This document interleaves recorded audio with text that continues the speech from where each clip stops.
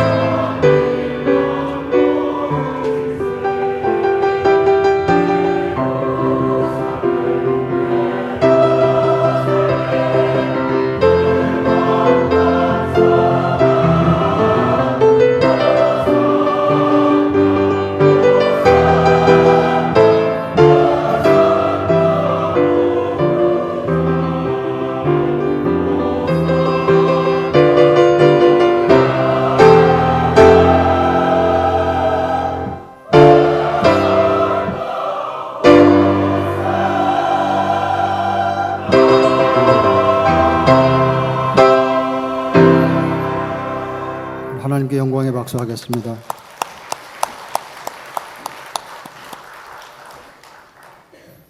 오늘은 예수님께서 십자가에 달려 죽으셨다가 3일 만에 부활하신 날을 기념하는 부활주일입니다. 부활의 아침에 주님을 예배하기 위해서 이 자리에 나오신 여러분 모두에게 주님의 주시는 참된 기쁨과 평강이 여러분의 심령에 충만하시기를 기원합니다. 오늘 읽은 본문 말씀은 베드로가 11사도와 함께 서서 예루살렘에 몰려든 사람들 앞에서 전했던 설교의 한 일부분입니다. 베드로와 다른 제자들은 지난 3년 동안 예수님께서 하신 말씀을 직접 귀로 듣고 예수님께서 행하신 많은 기적들을 그들이 직접 자기들의 눈으로 목격을 한 사람들입니다. 하지만 주님께서 힘없이 십자가에 달려 돌아가셨을 때 제자들은 실망하고 좌절하지 않을 수가 없었습니다. 그도 그럴 것이 물론 사랑하고 따르던 스승을 잃었다고 하는 슬픔도 있었겠습니다만은 무엇보다도 제자들은 유대인들이었잖아요. 유대인이었던 그들은 주님께서 정치적으로 그들을 로마의 식민지로부터 해방시켜 줄 것을 기대하고 있었는데 그 기대가 수포로 돌아갔기 때문이었습니다. 성경은 예수님께서 십자가에 돌아가신 후에 심한 낙심과 절망에 빠져 있던 제자들의 모습을 보여주고 있는데요. 그런데 갑자기 상황이 역전되는 사건이 벌어졌습니다. 그것이 무엇입니까? 네, 그렇습니다. 예수님께서 죽으시고 장사 지낸 바 되었다가 사흘째 되는 날 다시 살아나신 것입니다. 다시 살아나신 것입니다. 새벽 아직도 어두울 때 몇 명의 여인들이 미리 준비해 두었던 장례용 향료를 들고 예수님의 무덤을 찾아갔습니다. 사모하는 마음으로. 그런데 가보았더니 무덤이 텅 비어 있는 거야. 예수님의 시신이 보이지 않는 것이었습니다. 얼마나 놀랐겠습니까? 당황해가지고 이거 어떡하나 하고 있는데 천사가 나타나서 나사렛 예수를 찾느냐? 왜 여기서 찾느냐? 그는 여기에 계시지 않고 살아나셨다. 그렇게 전해주었어요. 그 이야기를 듣고 이 여인들이 막 달려왔습니다. 제자들이 있는 곳으로. 그리고 제자들에게 그 소식을 제일 먼저 알렸습니다. 그런데 그 이야기를 들은 제자들이 그 여인들의 말을 믿지를 않는 겁니다. 누가복음 24장 11절에 보시면 사도들은 그 여인들의 말이 허탄한 듯이 들려서 믿지 않았다. 그렇게 되어 있습니다. 다시 바꿔 말하면 이 여인들이 지금 말을 지어내고 있다는 거예요. 지어낸 이야기를 하고 있다. 미쳤구나. 그렇게 생각을 했다는 것이죠. 아니, 부활? 말도 안 되는 소리. 어떻게 그런 일이 일어날 수 있어? 어떻게 죽었던 사람이 다시 살아나? 그렇게 생각했다는 거예요. 그런데 여인들이 계속해서 너무나 확신 있게 계속해서 예수님의 부활을 주장을 하니까 베드로와 요한이 무덤으로 달려가 보았습니다. 조금이라도 젊은 요한이 먼저 무덤에 도착했습니다. 무덤 안을 이렇게 밖에서 들여다보니까 세마포가 보이는 거예요. 그런데 요한은 좀 겁이 많은 사람이었는지 모르지만 무덤 안으로 들어가지는 못했습니다.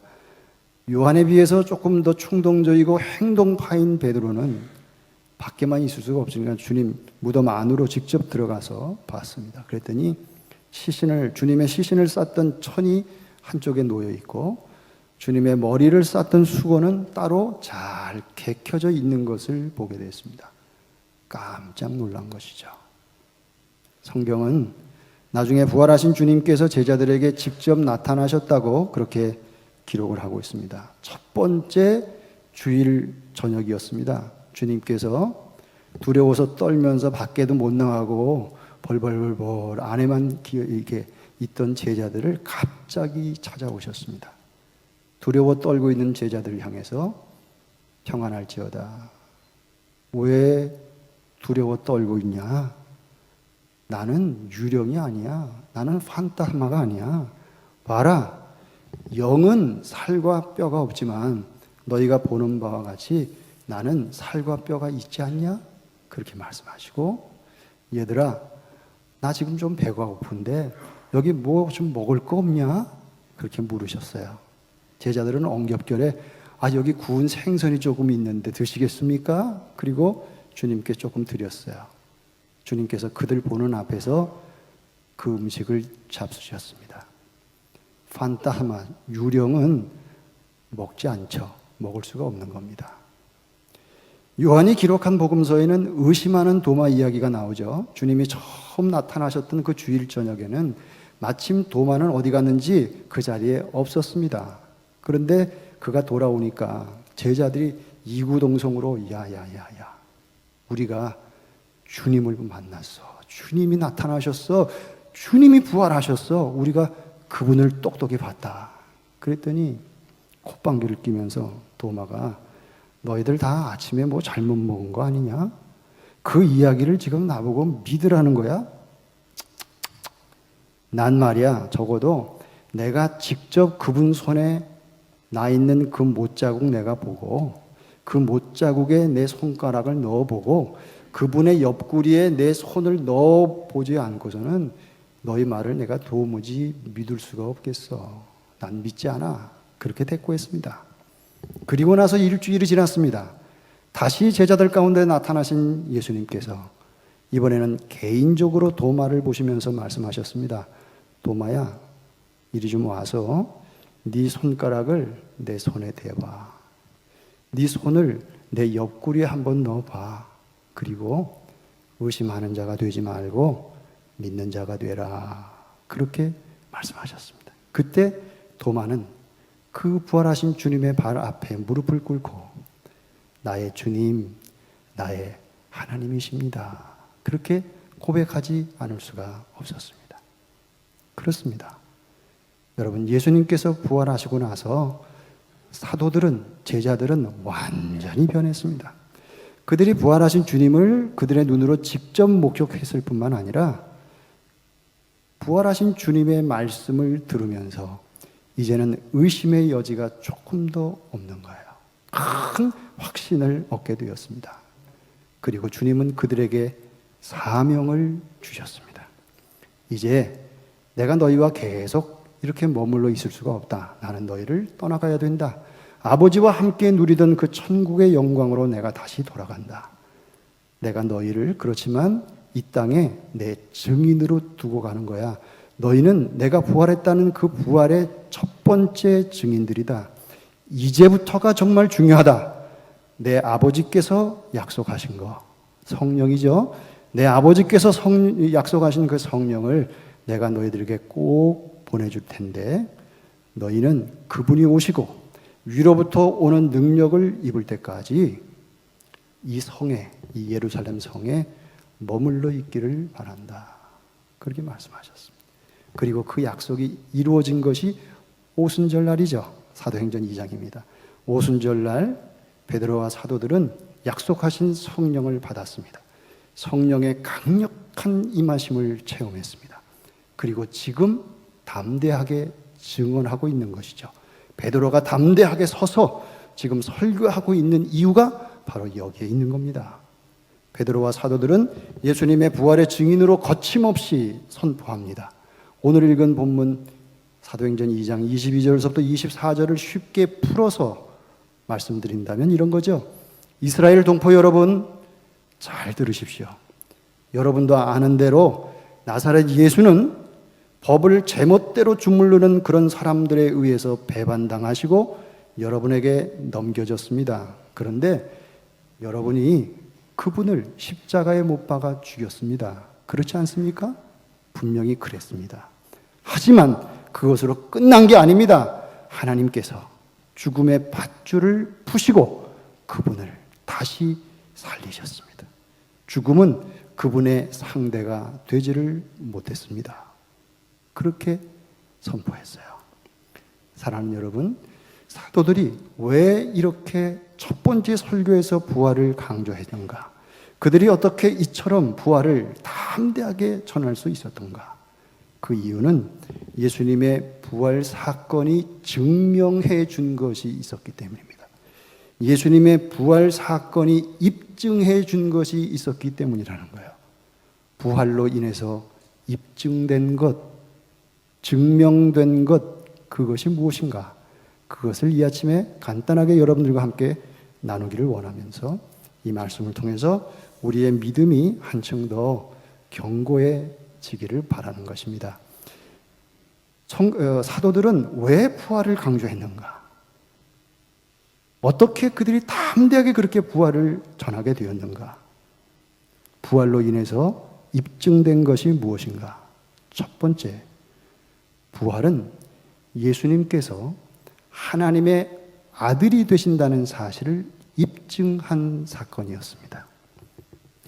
부활은 예수님께서 하나님의 아들이 되신다는 사실을 입증한 사건이라는 거예요.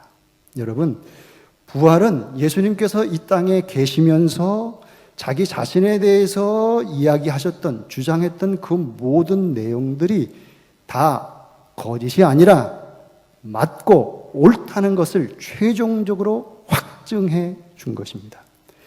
부활은 예수님께서 사람의 몸을 입고 이 땅에 오셨지만 그냥 단순한 우리와 똑같은 사람이 아니라 영원한 하나님의 아들이시라는 사실을 보여주는 증거다 하는 얘기예요. 여러분 가운데 이렇게 반문하실 분이 계실지 모르겠습니다. 목사님, 하지만 예수님만 다시 살아나신 건 아니죠. 나사로도 죽었다가 다시 살아나지 않았습니까? 그 나사로의 경우는 어떻게 되는 겁니까? 아닙니다. 여러분, 죽었던 나사로는 부활한 게 아니라 소생한 것이죠. 나사로는 죽었다가 일시적으로 잠깐 생명을 되찾은 것뿐입니다. 결국 나중에 다시 죽었습니다. 그렇죠? 하지만 우리 주님은 요한계시록 1장 5절에 있는 말씀처럼 죽은 자들 가운데서 먼저 나신 자가 되신 자다. 다시 말하면 죽음을 통과해서 그 너머로 살아나오신 첫 번째 분이시자 유일한 분이라는 거예요. 이것이 그분이 하나님의 아들이시라고 하는 증거라는 것이죠. 사도 바울은 수년 후에 로마 교회에 편지를 쓰면서 이 점에 대해서 이렇게 설명했습니다. 로마서 1장 3절 4절입니다. 그 아들에 관하여, 예수님에 관하여 말한다면 육신으로는 다윗의 혈통에서 나셨고 성결의 영으로는 죽은 자들 가운데서 부활하사 능력으로 하나님의 아들로 선포되셨으니 곧 우리 주 예수 그리스도시니라. 부활하사 능력으로 하나님의 아들로 임명되셨으니 그런 뜻입니다. 이 나라 성경에는 fue designado con poder hijo de Dios por la resurrección 그렇게 되어 있습니다. 그렇습니다. 여러분, 부활 사건은 예수님께서 단순한 사람으로 이 땅에 사시다가 가신 게 아니라 하나님의 아들이셨다고 하는 것을 분명하게 선포해 주는 최종적인 증거다. 그런 얘기예요. 뿐만 아니라 부활이야말로 사도들에게 확신을 심어준 사건이었죠. 솔직히 말해서 제자들은 전에 반신반의했습니다. 물론 베드로가 가이사라 빌립보에서 위대한 신앙 고백을 했어요. 주는 그리스도시요 살아계신 하나님의 아들입니다. 그렇게 고백했어요. 그런데 사실은 그 고백을 할 때 베드로 자신도 그 말의 뜻을 정확하게 알지 못했습니다. 그랬기 때문에 나중에 실망해서 자기 자신의 고백을 번복하고 저버리고 예수님을 3번 모른다고 부인했던 것이죠. 하지만 예수님께서 부활하신 후에는 예수님의 부활을 목격한 다음에는 완전히 달라졌습니다. 이제는 의심의 여지가 없는 거예요. 너무나 확신에 차게 되었습니다. 그래서 오순절 성령이 임하시고 오늘 읽은 이 설교를 통해서 부활이야말로 주님이 하나님의 아들이심을 입증하는 놀라운 사건이다 하는 사실을 그가 강력하게 변증하고 있는 것입니다. 읽지는 않았지만 시편 16편의 다윗의 시를 인용하면서 예수님의 부활은 이미 구약에 예언되어져 있던 것이 성취되었다. 그분이 하나님의 아들이시다 하는 것을 강력하게 선포하고 있는 것을 볼 수 있습니다. 부활로 인해서 입증된 제일 첫 번째 사실은 무엇인가? 그것은 예수님께서 하나님의 아들이시라는 거다. 두 번째로, 사도들은 왜 부활을 강조했는가? 어떻게 해서 그들은 담대하게 부활을 전할 수 있었는가? 부활로 인해서 입증된 것이 무엇인가? 두 번째, 부활은 예수님께서 하나님의 율법을 다 지키셨다. 율법을 온전히 이루셨다. 성취하셨다고 하는 것을 입증하는 사건입니다. 하나님의 아들 예수 외에는 아무도 우리를 구원할 수 없는 이유가 바로 여기에 있는 것입니다. 하나님께서는 당신의 형상대로 사람을 지으셨습니다. 사람을 완벽하게 지으시고 사는 법을 가르쳐 주셨습니다. 그리고 그렇게 살지 않으면 형벌을 받게 되는데 그 형벌은 곧 죽음이다. 그렇게 말씀하셨습니다. 그래서 에스겔에서 18장 4절을 보면 범죄하는 그 영혼은 죽으리라. 라페르소나께 뺏게 모리라 그랬습니다. 로마서 6장 23절에서는 죄의 싹은 사망이다. 라빠가 엘 프레시오 델 페카도 에스 무에르테 그랬어요. 여러분, 하나님이 어떤 분이십니까? 하나님은 거룩하신 분입니다. 하나님은 공의로우신 분입니다. 하나님은 빛이십니다. 하나님께는 조금도 어두움이 있지 않습니다. 바꿔 말하면 하나님은 죄를 보고서도 못 본 척 하실 수 없는 분이다. 그런 거예요. 불의와 타협할 수 없는 분이 하나님이십니다. 저와 여러분은 그렇지 못합니다. 우리는 그렇지 않습니다. 우리는 쉽게 인정에 끌립니다. 나와 친하다는 관계 때문에 끌리고 이익과 손해, 이해관계에 얽히게 되면 쉽게 내 생각과 달라도 그냥 거기에 끌려가는 경우가 많은 게 사실입니다. 우리 모두는 다 솔직하게 진실하지 못합니다. 공의롭지 못합니다. 인정해야죠. 여러분, 모든 인간은 하나님의 율법 앞에 서 있습니다. 그 율법을 지키지 못하면 형벌을 받게 되는데 그 형벌은 영원한 죽음입니다. 그냥 매 몇 대 맞고 끝나는 게 아닙니다. 영원한 멸망입니다. 이 영원한 멸망에서 우리를 구원하시기 위해서 하나님의 아들을 보내셨습니다. 이것이 바로 그분이 오신 직접적인 목적인데 바로 부활은 그분이 그 목적을 다 이루셨다고 하는 증거라는 거예요. 사도 바울의 말을 제가 다시 한번 인용하겠습니다. 로마서 10장 4절에 그리스도는 모든 믿는 자에게 의를 이루기 위하여 율법의 마침이 되시느니라. Cristo es el fin de la ley para que todo el que cree reciba la justicia. 그렇게 되어 있어요. 무슨 얘기입니까? 이 세상에 어떤 사람도 율법을 다 지켜서 하나님 앞에 의롭다함을 받을 수 있는 사람이 아무도 없는데, 그래서 하나님께서 아들을 세상에 보내주셨는데 그분은 그 율법을 다 지켰다는 거예요. 율법을 성취했다는 거예요. 예수님께서는 이 땅에 계시는 동안에 일생 동안 율법의 그 모든 요구에 능동적으로 다 따르셨기 때문에 율법이 예수님을 향해서 당신 죄인이요 이렇게 유죄를 선고하지 못했다는 겁니다. 예수님 앞에서는 율법이 할 말을 잃었다는 거예요. 할 말이 없게 됐다는 거예요. 여러분, 만약에 예수님께서 십자가에 달려 죽으시고 무덤에 들어가셨다가 무덤에서 나오시지 못하셨다면 그건 뭘 얘기하냐면 그분도 율법의 형벌을 받아서 우리와 똑같이 죄로 인해서 죽었다는 의미가 되는 것입니다. 그러나 그분은 죽음을 통과했습니다. 다시 사셨습니다. 그리고 더 이상 죽지 않으십니다. 바로 이 부활이 그 사실을 증명해 주는 거라는 거예요. 주님은 그를 믿는 모든 사람을 대신해서 율법의 모든 요구를 채우셨다 하는 거예요. 그래서 그분이 우리의 주님이 되고 우리의 그리스도 구원자가 될 수 있는 것입니다. 세 번째로, 사도들은 왜 부활을 그렇게 강조했는가? 어떻게 해서 그렇게 담대하게 부활을 증거할 수 있었는가? 부활로 인해서 입증된 것이 무엇인가? 부활은 주님께서 우리의 모든 원수를 정복하셨다는 사실을 입증하는 사건입니다. 주님은 우리의 모든 원수를 주님이 정복하셨다는 것을 우리에게 보여주는 사건이 부활이라는 거야. 우리가 이 땅을 살아가는데 우리를 대적하는 세력들이, 힘들이 있습니다. 우리가 그것을 알든 모르든, 그것을 느끼든 못 느끼든 간에 그렇습니다. 대개는 잘 모르고 우리가 그냥 살아갑니다. 하루하루. 여러분, 사실 이 세상은 우리의 원수입니다. 오해하지 마세요. 여기서 제가 세상이라고 하는 말은 우리가 살고 있는 이 세계, 엘문도, 그것을 이야기하는 게 아닙니다. 요한 1서 2장에 보면 이런 말씀이 있습니다. 이 세상이나 세상에 있는 것들을 사랑하지 말라.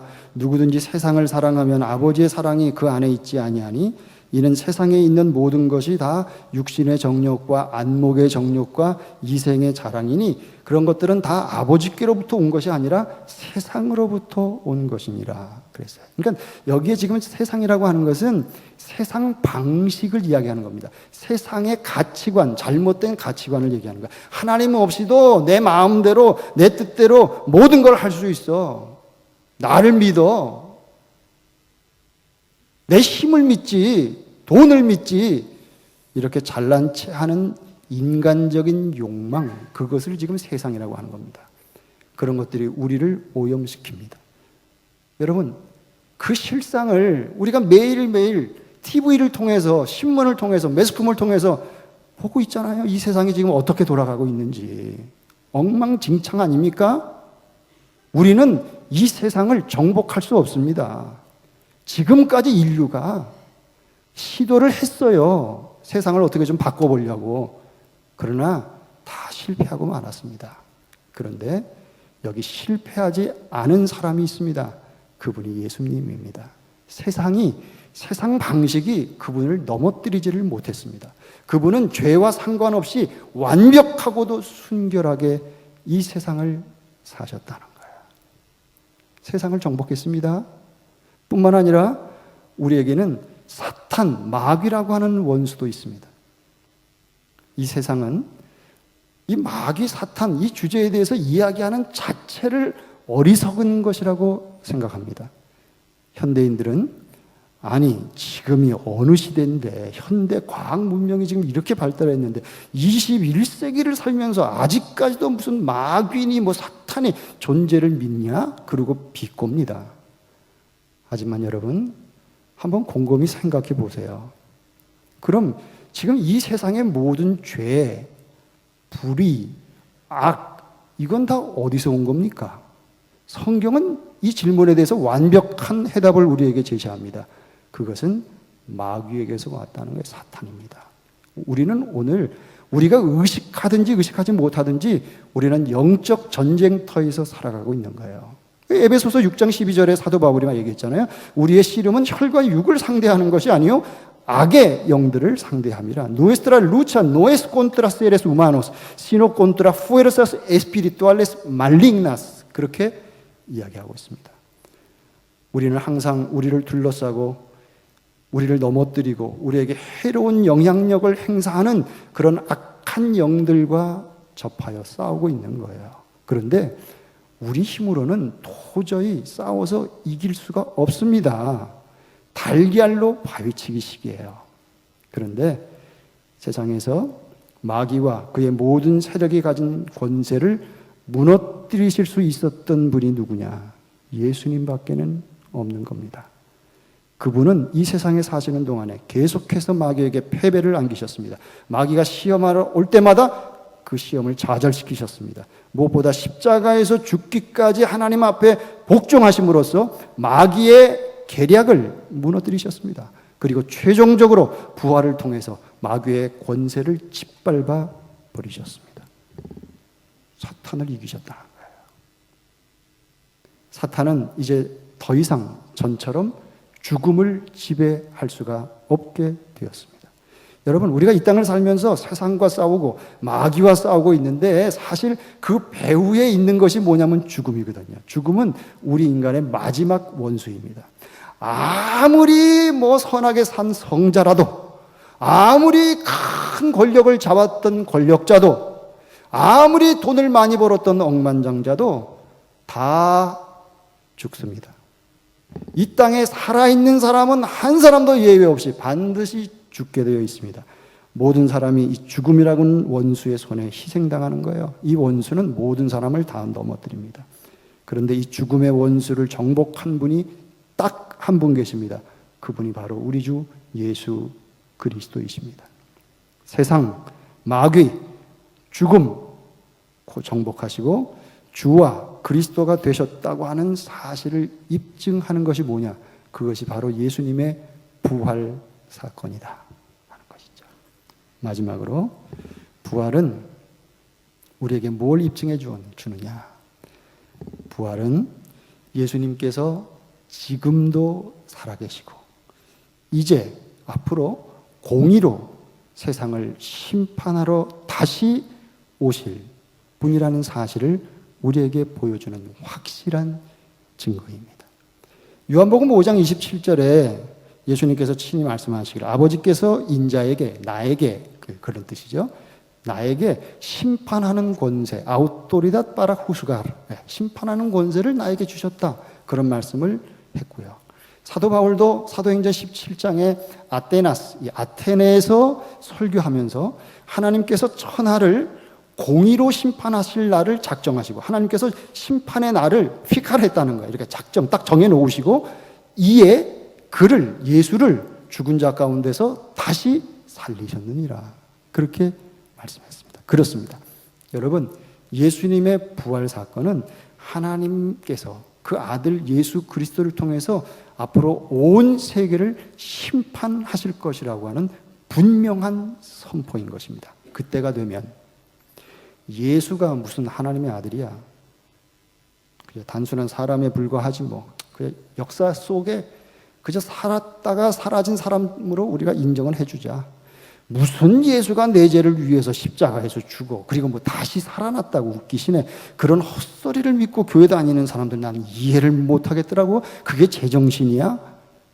이렇게 이야기하고 믿지 않는 사람들은 심판을 받을 것입니다. 그 심판은 영원한 형벌입니다. 하지만 하나님께서 십자가에서 죽으신 예수를 다시 살리셔서 우리의 주님과 구세주로 삼으셨다는 사실을 믿는 사람, 오직 예수 그리스도를 통해서만 죄사함을 받고 하나님의 자녀가 되어서 하늘의 영광의 기업을 얻게 된다는 사실을 믿는 사람, 그 믿음대로 행하는 사람, 그 사람은 그 믿음대로 영원한 생명에 주님과 함께 들어가게 될 것입니다. 사랑하는 여러분, 베드로는 침묵할 수가 없었습니다. 가만히 있을 수가 없었습니다. 예수님의 부활을 전하지 않을 수가 없었습니다. 왜? 부활의 증인으로 부름받았기 때문입니다. 그래서 나중에 사도행전 5장에 보면 산헤드린 공회에서 제자들을 잡아가지고 사도들을 잡아가지고 더 이상 이제 예수의 예자도 꺼내지 마. 그러면 죽어. 하고 협박했음에도 불구하고 우리가 당신 말을 듣는 게 옳고 하나님의 말씀을 듣는 게 옳고 사람보다 하나님께 순종하는 것이 우리는 마땅하다고 생각합니다. 이렇게 대답할 수 있었던 것입니다. 저도 오늘 이 말씀을 여러분에게 전하는 특권을 누리게 된 것에 대해서 주님께 감사를 드립니다. 제가 오늘 이 말씀을 전하는 이유는 단지 오늘이 부활주일이기 때문만은 아닙니다. 그보다 더 우선적이고 더 중요한 이유가 있는데 그것은 이 말씀이 진리라는 사실을 확신하기 때문입니다. 사랑하는 여러분, 예수 그리스도는 다시 사셨습니다. 부활하셨습니다. 부활하심으로써 하나님의 아들로 우리의 주님과 구원자로 그리고 세상을 정복하신 승리자로 다시 오실 심판주로 입증되셨습니다. 예수 그리스도는 그러므로 우리의 참된 소망이 되십니다. 유일한 소망입니다. 유일한 구주입니다. 오늘도 살아계신 주님이십니다. 그분을 찬양하십시다. 그분의 이름을 영원토록 찬양하십시다. 그리고 부활의 증인으로 부활의 능력을 덧입어서 부활의 소망 가운데 우리가 살아가는 우리의 삶이 때로 힘들고 어렵고 지치고 답답하다 할지라도 하늘나라의 부활의 소망을 품고 날마다 주님의 제자로서 주님만 바라보며 주님을 따라가는 승리하는 삶을 살아가는 저와 여러분 우리 모두가 될 수 있기를 주님의 이름으로 축원합니다.